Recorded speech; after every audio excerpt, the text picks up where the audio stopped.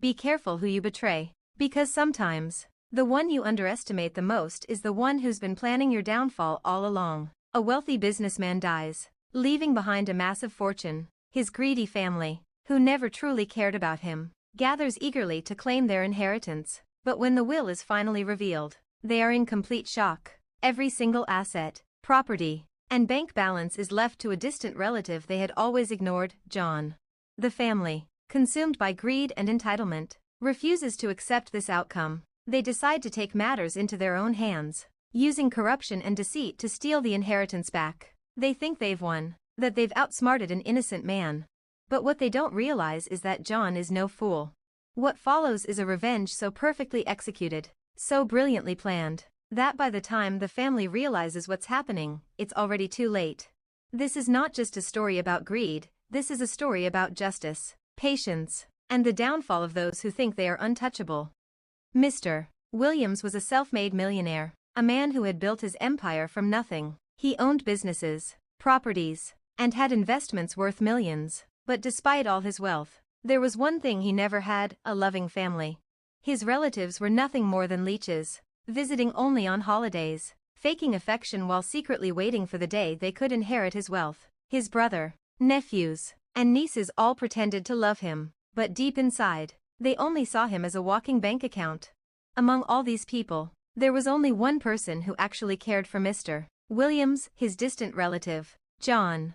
John was a struggling accountant, living paycheck to paycheck. Unlike the others, he never expected money from Mr. Williams. He visited him simply because he respected him. He listened to his stories, spent time with him, and was genuinely there for him.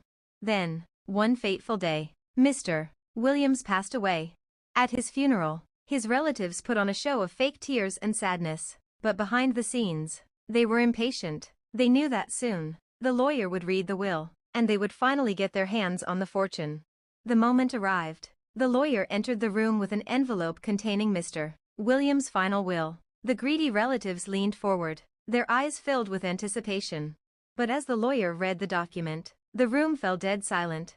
Every single penny, every estate, every business, had been left to John. The family was in complete shock. They expected to split millions amongst themselves, but instead, the entire fortune had been given to an outsider. They refused to believe it. They shouted, argued, and demanded answers. But the will was clear and legally binding. Mr. Williams had made his decision, and there was nothing they could do about it. Or so they thought. This family was not the type to accept defeat. They were used to getting what they wanted, by any means necessary. If they couldn't inherit the money, they would steal it. They contacted a corrupt lawyer, a man known for bending the law in favor of the highest bidder. Together, they created false documents, claiming that Mr. Williams had been mentally unfit when he wrote the will. They bribed a judge, ensuring that their case would be won before it even began. John, despite being the rightful heir, was powerless against their wealth and influence. Within a few weeks, he was dragged into court, falsely accused of manipulating an old man into changing his will. The media painted him as a fraudster, a scammer who preyed on the elderly.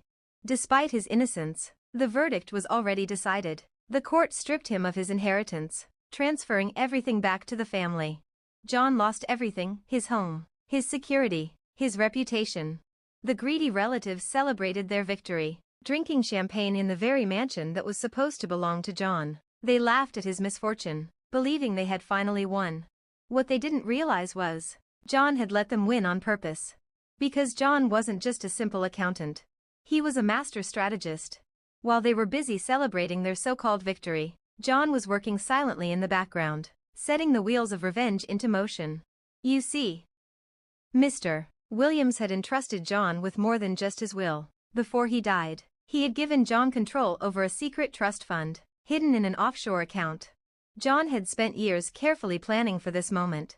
Before the lawsuit even began, he had taken steps to transfer the majority of the wealth into hidden assets, assets that the family had no legal claim to. Even though they thought they had stolen everything, they had actually inherited nothing. And then, the real revenge began. One by one, the family members started receiving legal notices. Their bank accounts were frozen, their homes were repossessed, their luxury cars were taken away, their businesses collapsed under sudden audits and fraud investigations. They had no idea what was happening.